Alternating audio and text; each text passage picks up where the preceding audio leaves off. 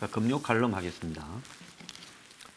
10개월이 넘는 이 뉴스 브리핑 조작을 하고 있습니다. 어젯밤에도 숱한 1부에서 7부까지를 빼고요. 스톱 시켜놓고 별의별 장난을 다 하고 있습니다. 지금 법적 대응을 하기 위해 이제 객관적인 제3의 전문가와 자료 수집을 지금 진행하고 있는데요. 지금 문 정권이 벌이고 있는 뉴스 브리핑에 대한 압박, 이제는 경찰까지 나서 가지고 출연자를 협박했습니다. 출연자한테 가서 사과하면 끝날 일입니까? 그게 아니죠. 뉴스 브리핑에 정식으로 사과를 해야 되지요. 그냥 넘어갈 거라고 생각하는지 모르겠는데 분명히 밝히지만 절대 그냥 안 넘어갑니다. 자, 온갖 종류의 협박을 하고 있는데요. 그렇다면 저도 한번 붙어보겠습니다. 자, 문 정권의 친인척 가족에 관한 비리를 황장수에게 제보해 주십시오. 더 나아가서 우리들 병원의 1,400억 대출과 관련되어서 자세한 사안을 아시는 분은 제보를 부탁드립니다. 또 신라젠과 관련해서 신라젠의 상장 과정, 그리고 신라젠의 자금을 끌어들이는 VIK, 밸류 인베스트 코리아 등을 끌어들이는 과정, 그리고 정치인과의 연계 등에 대해서 아시는 분에 대해서 제보를 부탁드립니다. 자, 제 명예를 걸고 시청자한테 약속을 합니다. 모든 부분은 어떤 일이 있더라도 제가 다 안고 갈 거고요. 그리고 확인한 정보는 반드시 약간의 검증 과정을 거쳐서 공개하지 절대로 덮지 않겠습니다. 그렇기 때문에 정권이 저에 대해서 장난을 친다면 저도 정면으로 맞서겠다라는 것을 분명하게 밝힙니다. 그 뭐라고요? 겁먹고 물러서고 하겠습니까? 자, 10개월을 이 짓을 하는데 더 물러설 이유도 없습니다. 그래서 끝까지 정면으로 한번 붙어 보겠으니까, 자, 여기에 얼쩡거리면서 걸리는 무슨 권력의 부스러기들 용납하지 않겠습니다. 수서경찰서 분명히 사과하기 바랍니다. 인내는 이번 주까지예요. 자, 사과 안 하면 다음 주에 제가 갑니다. 자, 마지막 경고를 했습니다.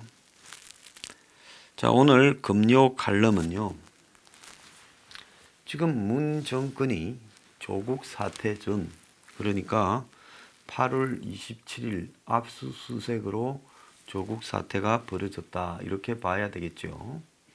그 이전만 해도 조국 문제가 크게 부각되지 않았습니까? 그러니까 8월 27일 검찰의 압수수색이 시작되었을 때, 그때와 지금 2달하고도 한 10일이 지난 현 시점에서 과연 뭐가 달라졌는가?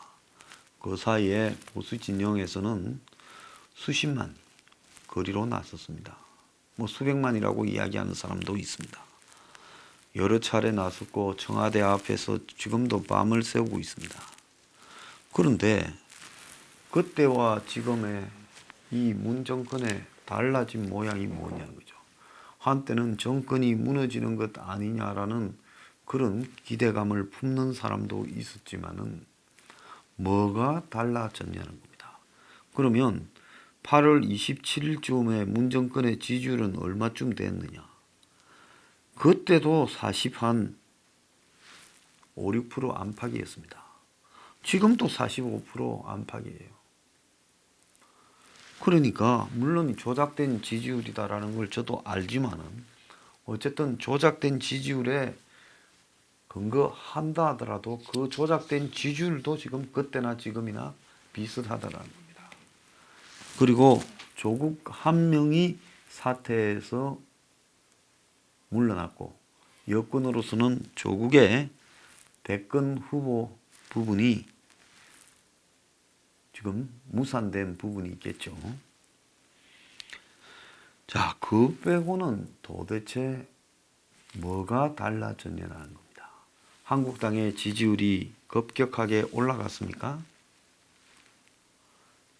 한국당의 보수의 대선 후보들 지지율이 올라갔습니까? 총선에서 승리할 가능성이 높아졌습니까? 보수가 힘을 얻어서 완전히 성기를 잡아서 문을 이제 내쫓기 직전입니까? 뭐가 달라졌는지를 제가 묻고 싶은 겁니다. 결국은 그 많은 사람이 거리서 싸웠지만은 실제 본질은 별로 달라진 게 없다라는 겁니다. 그래서 무슨 일각에 10월 혁명, 우리 사무실에 어떤 분이 와서 10월 혁명 운운하길래 10월 혁명은 무슨 놈의 10월 혁명이냐. 웃기는 소리 하지 마라. 본질은 하나도 달라지지 않았다. 자, 그래서 이제 이게 한번 질문을 던져줍니다. 거리에 얼마나 나가서 싸워야 문을 쫓아낼 수 있겠느냐. 쫓아낼 가능성은 있는 거냐라는 질문을 던집니다. 현재 보수의 정당의 리더들이나 길거리 보수의 리더들로 지금 문을 쫓아낼 수 있겠느냐. 우리가 냉정히 한번 생각해 볼 필요가 있다는 겁니다. 그냥 흥분해서 문하야 문퇴진 외치지만은 과연 그것이 현실적으로 가능하겠느냐. 이 수준으로 말입니다. 정상적인 이 정치 구조라면 그렇게 2달하고 10일 동안의 조국 문제가 국민을 흥분시켰으면 그야말로 벌써 이 문 정권은 박근혜 정권처럼 흔들려야죠.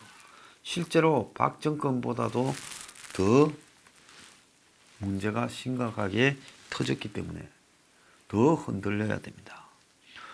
그런데도 불구하고 탄핵을 한번 발의를 했습니까? 안 그러면 문이 완전 코너에 몰려서 국민 앞에 항복을 하고 잘 하겠다고 제대로 된 반성이나 한번 했습니까? 여당이 겸손해지기라도 했습니까? 조국 사퇴 시켜놓고 공수처 통과시키고 반대로 선거법 엿바꿔 먹겠다고 더 큰 소리로 떠들고 있습니다. 그야말로 지난주에 벌어졌던 국회에서의 청와대 출신들의 난동, 노영민이부터 전부 다가 난동을 부렸습니다. 자, 이 짓거리를 하고 있는데 지금 보수는 저래 가지고 되겠나라는 비판이 온 사방에 난무하고 있습니다. 보다 못한 기득 보수의 킹메이커 조선일보가 나서서 황교안을 나무라고, 코너에 몰린 황교안은 유승민과 통합을 이야기하고 지금 둘이가 그러고 있습니다. 그런데 유승민이고 황교안이고 과연 이 통합에 있어서 주역이 될 수 있는 자격이 있는 사람들인가? 저는 없다고 봅니다. 결국은 둘 다 죽게 생겼으니 정치적으로 출구가 안 보이니 둘이가 통합을 해서 같이 살자. 지금 그 꼼수를 쓰고 있는 것밖에 안 되는 거죠. 자, 청와대는 오히려 강성파가 득세를 했고 문의 태도는 더욱더 오만해지고 있고 안보 문제에서 지금 얼마나 지 마음대로 마이웨이를 하면 미국에서 총출동해서 마지막 설득과 압박을 하고 있는데도 지금 쉽지 않다라는 이야기가 나오고 있습니다. 자, 경제는 지금 다 무너져 가는데도, 경제가 이렇게 나빠졌는데도 문에 대해서 지금 국민들이 못 살겠다 바꾸자 소리가 아직도 안 나오고 있습니다. 왜 이런 현상이 지속되고 있는가? 그 부분은 문을 쫓아냈을 때 다가올 세력에 대한 한마디로 불만이나 확신이 서지 않기 때문에 문을 쫓아내는 부분에 힘이 전혀 제대로 실리고 있지 않다는 겁니다. 고생하는 분들 많은데요. 미안하지만은 이런 상태로는 백날 첫날을 해도 문을 쫓아내기가 어려울 거라고 저는 보여집니다. 보수 언론들은 무능한 문 정권이 몰름치로 국민을 거리에 투사로 내몬다고 하지만은 그렇게 국민들이 문 정권의 혐오감을 가지고 거리에 투사로 나가도 조국 하나 바꾸고는 오히려 공세적으로 나와도 거기에 대해서 민심이 분노해서 저절로 거리에 모이지 않습니다. 이제 좀 냉정하게 바라봐야 될 타이밍이 되었다는 겁니다. 맨날 끼리끼리들 모여가지고요. 스스로 위로하고 스스로 그림을 그리면서 그냥 자기들끼리의 행명을 말한다고 되는 게 아니다라는 겁니다. 그럼 이 원인은 도대체 어디에 있는 거냐? 누구의 문제인 거냐? 제가 봤을 때 문은 문제고 항상 문제로 있고 고쳐지지 않고 시간이 가면 갈수록 문제가 심화될 겁니다. 근데 이건 문의 문제가 아니라요. 제가 봤을 때는 보수의 문제라는 겁니다. 문의 문제는 이미 다 알고 있고 고쳐지지도 않을 거고 더 나빠질 거라고 국민들이 대충은 다 알아요. 안보나 경제나 이런 사회 문제에 있어서 문이 어떤 것도 해결하지 못하고 이것도 나라냐라고 다 알고 있습니다. 그걸 몰라가지고 저게 안 쫓겨나는 게 아니라 알아도 지금 쫓아낼 동력이 안 모이고 있다는 겁니다. 그럼 뭐냐? 대안이 없는 데 대한 자포자기가 지금 우리 사회를 뒤덮고 있다는 겁니다. 자, 문재인은 잘못에 대해서 사과도 안 합니다. 숱한 정권의 비리를 막기 위해서 그 비리를 언급하는 사람에 대해 아주 잔인하게 보복하고 응징합니다. 그리고 이런 단순한 유튜브를 하는 사람에 대해서도 그냥 무작위로 이 유튜버에 대한 운영을 방해하면서 협박을 합니다. 이제는 오프라인에서 유튜버 출연자에 대한 협박까지도 하는 단계에 이르렀습니다. 정상적인 정권이라면 이런 짓거리를 하고 무사할 정권이 어디 있겠습니까? 그런데도 불구하고 갈수록 이 뻔뻔함은 더 세지고 있고요. 조국을 이제 이 대선 카드로 쓰지 못한 문재인은 또 다른 카드로 아마 대선 카드를 들이밀면서 더 세게 나갈 거라고 봅니다. 이 정권은 물러나는 그날까지 절대로 반성이나 후퇴나 또 국민 앞에 사과하는 일은 없을 거라고 보입니다. 뭐 후한무치 뻔뻔하다. 그리고 정말로 몰염치하다라는 이런 말로 이 정권을 표현해봤자 그런 부분에 눈도 깜짝하지 않습니다. 결국은 죽거나 깜빵 가거나 이런 상황이 내몰리기 전까지 이 정권이 당황하는 모습을 국민한테 보이지 않을 것 같습니다. 보수는 그간에 참 부실한 전력을 꽉꽉 모아서 10월에 몇 번 펀치를 때렸지만은 그 펀치가 그냥 조국 하나 퇴진으로 무력화되어 버리는 상황이 지금 벌어지고 현재의 상황으로 총선을 맞았을 때 전체적으로 제가 볼 때 한 7, 8% 이상은 객관적으로 한국당이 민주당한테 떨어지고 있다. 그래서 이것이 단일화를 하더라도 5% 이상 지게 될 것이다. 그래서 현재 상황이 지속된다면 총선에 이길 확률이 선거법을 바꾸든 바꾸지 않든 별로 없다라는 겁니다. 물론 참패나 대패는 안 하겠지만은 현재 상황으로는 별로 이길 가능성이 없다. 자, 그렇다고 보수 내부에서 뭔 아름다운 자기 희생이나 더 나아가서 모범적인 어떤 이 자신을 던지는 그런 모습이나 더 나아가서 새로운 방향으로의 과감한 개혁과 쇄신, 혁신 등이 질적으로 양적으로 또 이 당의 비전이나 정책으로 또 공천개혁으로 나타날 가능성은 거의 보이지 않습니다. 자, 이런 상황이라고 본다면 이제 남은 몇 달 동안에 할 수 있는 일이 뭔가라고 봐야 되는데요. 저는 제 스스로가 정치를 안 한다고 몇 차례 말씀드렸고, 이렇게 말해야 되는 이유는 말하지 않으면 제가 어떤 말을 하면 사심이 있어서 누구를 비판한다, 깐다고 합니다. 그렇기 때문에 제가 이런 말을 거듭 강조해서 하는데요. 사심이 전혀 없는 입장에서 봤을 때, 자, 이러고도 내년 총선에서 지면 그 이후에 벌어질 일들이 어떻겠느냐. 아마 국민들은 경제가 붕괴되고 안보가 붕괴되면서 국민의 삶은 나락으로 떨어질 거고 없는 사람 순으로 떨어집니다. 자, 그러면서 한마디로 이 정권은 자기 편을 똘똘 뭉쳐서 바리케이트를 치면서 버틸 겁니다. 자, 그러면 이제 보수의 기득 상류층들은 그야말로 발을 빼고 이 나라를 떠나거나 도망가는 방법을 선택할 가능성이 크고, 지리멸렬한 보수 정치 세력들은 그냥 우왕좌왕할 뿐이겠죠.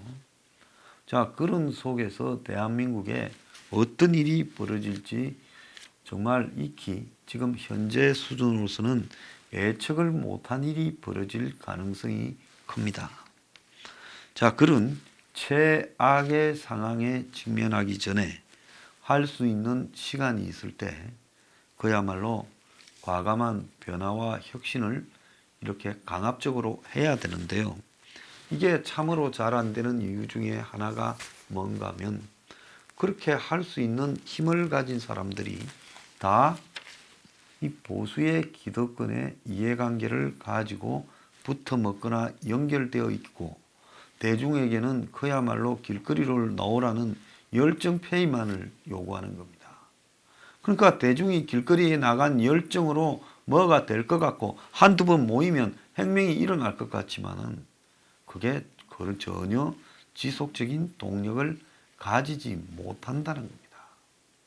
자, 그러니까 이런 상황에서 이 보수 대중들이 선택할 수 있는 길은요, 자기 머릿속을 바꿔라는 겁니다. 그것 말고는 안 된다는 거예요. 자기 머릿속을 바꿔서 보수에서도 혁명적 변화가 일어나도록 해야 된다는 겁니다. 자, 거기에 저항하는 정치인들은 밀어내고 쫓아내고 추방해야 된다는 겁니다. 그래서 어떻게 보면 문재인을 쫓아내기 전에 저 썩은 야당들을 먼저 쫓아내고 정리해야지 문을 쫓아낼 수 있지 않겠냐라는 생각도 드는 겁니다. 자, 그래서 조국 사태에서 결국은 아직 조국 본인에 대한 수사가 남아있지만은, 이런 상황이라면 조국이 구속된다고 한들 또 그것이 큰 동력이 되어서 문 정권에 타격을 가하고 보수 정당들이 상대적인 이득을 얻겠느냐, 저는 어려울 거라고 보고 있습니다. 자, 분노가 어디로 먼저 향해야 되는가 한번 생각해 볼 필요가 있을 타이밍입니다.